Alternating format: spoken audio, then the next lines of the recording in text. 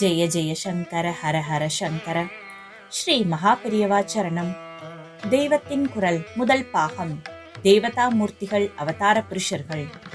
காமாட்சியின் சிவப்பு. கரும்பு வில்லும் புஷ்ப பானமும் தரித்து சமஸ்த லோகத்துக்கும் அனுகிரகம் செய்கிற திவ்ய மாதாதான் காமாட்சி. சகல ஜீவராசிகளையும் இந்திரிய சேஷ்டையிலிருந்து விடுவிப்பதற்காக மலர் அம்பும் மனசின் ஆட்டங்களிலிருந்து விடுவிப்பதற்காக கரும்பாலான தனுசையும் தாங்கியிருக்கிறாள். இதில் வேடிக்கை என்னவென்றால், மன்மதனும் இதேபோல் கரும்பு வில்லையும் புஷ்பத்தாலான 5 பானங்களையும் தான் வைத்திருக்கிறான். அவனுடைய காரியமோ அம்பாளுடைய காரியத்துக்கு நேர் விரோதமானது. அவன் இந்த வில்லையும் அம்பையும் வைத்துக் கொண்டுதான் சமஸ்த பிராணிகளுக்கும் இந்திரிய விகாரத்தை, அடங்காத காம வேகத்தை உண்டாக்கி வருகிறான். அதுவும் பராசக்தியான அம்பாளுடைய லீலைதான். அவள்தான் மன்மதனுக்கு இப்படிப்பட்ட சக்தியை அனுகிரகம் செய்திருக்கிறாள். பிஞ்சு கசப்பாக இருந்து பிறகு துவர்ப்பாகி அப்புறம் புளிப்பாகி கடைசியில் பரம மதுரமாக பழுக்கிற மாதிரி ஜீவர்களும் படிப்படியாக பலவித அனுபவங்களில் முன்னேறி கடைசியில் பழமாக பக்குவம் பெற வேண்டும் என்றே அம்பாள் பிரகிருதி நியதிகளை, இயற்கை வேகங்களை உண்டாக்கியிருக்கிறாள். ஒரே அடியாக இவை நம்மை அடித்துச் செல்வதற்கு நாம் இடம் தந்துவிடக் கூடாது. ஒரே அடியாக எடுத்த எடுப்பில் இந்த வேகங்களிலிருந்து தப்ப முடியாவிட்டால் அதற்காக வருத்தப்பட்டு மனமுடைந்து விடவும் கூடாது. அம்பாளை தஞ்சம் புகுந்தால் படிப்படியாக அவள் வழிகாட்டி விடுதலை தருவாள் என்ற நம்பிக்கையோடு வேகங்களை குறைத்துக் கொள்ள அவளை பிரார்த்திக்க வேண்டும். சம்சாரம் என்பதில் ஈடுபட்டிருக்கும் போதே இதில் ஏதாவது சாரம் இருக்கிறதா என்றும் அடிக்கடி சிந்தித்து வர வேண்டும். இப்படி சிந்திப்பதே ஒரு சாரம்தான்.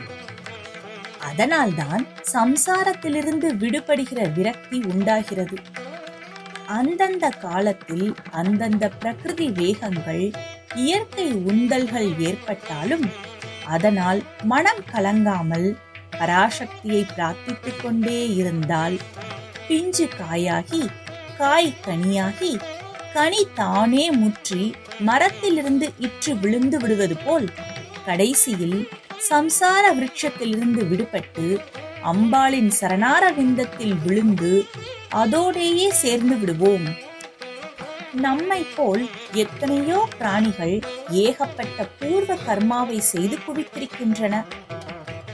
இந்த கர்மாவை கழித்துக் கொள்ள அவையெல்லாம் ஜன்மா எடுத்துத்தான் ஆக வேண்டும். எடுக்கிற ஜென்மாவில் கர்ம மூட்டையை ஜாஸ்தியாக்கி கொள்ளலாம் அல்லது குறைத்துக் கொள்ளலாம். அது எப்படி ஆனாலும் கர்மாவை கழித்துக் கொள்ள வேண்டுமானால் ஜென்மா எடுத்து அதை தர்ம வழியில் பிரயோஜனப்படுத்திக் கொள்வது தவிர வேறு வழியில்லை. கடைசியில் கர்மம் முழுவதும் அழிந்தால் பிறப்பே இல்லாத நிலை அடைவோம். ஜீவர்களுக்கு ஜனன நிவர்த்தி உண்டாவதற்கே ஒரு பயிற்சி கூடமாக அவர்கள் ஜன்மம் எடுத்தாக வேண்டியிருக்கிறது. இவ்வாறு ஜீவர்களுக்கு ஜன்மம் ஏற்படுவதற்காகத்தான் அம்பாள் காமத்தை வைத்திருக்கிறாள். அதற்கு அதிகாரியாக மன்மதனை நியமித்திருக்கிறாள். ஆனால் எதுவும் தன் எல்லை அறிந்து அடங்கி நிற்க வேண்டும். மன்மதன் பக்தர்களிடமும் ஞானிகளிடமும் தன் கைவரிசையை காட்ட அம்பாள் விடமாட்டாள்.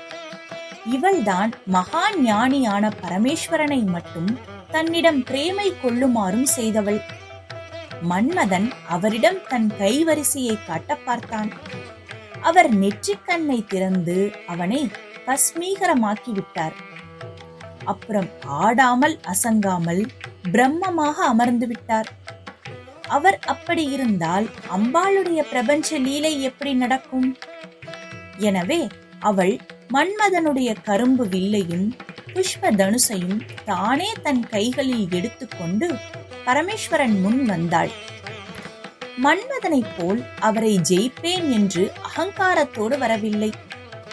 அன்போடு அடக்கத்தோடு வந்தாள். உடனே பரம ஞானியான பரமேஸ்வரனும் காமேஸ்வரனாக மாறிவிட்டான். இவள் அன்பு பொங்குகிற கண்களால் காமாட்சியாகி காமேஸ்வரியாகி அவரை பார்க்க அவரும் அன்புமயமாகி காமேஸ்வரன் ஆகிவிட்டார். பிரம்மமாக செயலற்று இருந்த வஸ்துவுக்கு லோகா அனுகிரகம் என்ற பரம கருணை உதிப்பதைத்தான் காமாட்சி என்று சொல்கிறோம்.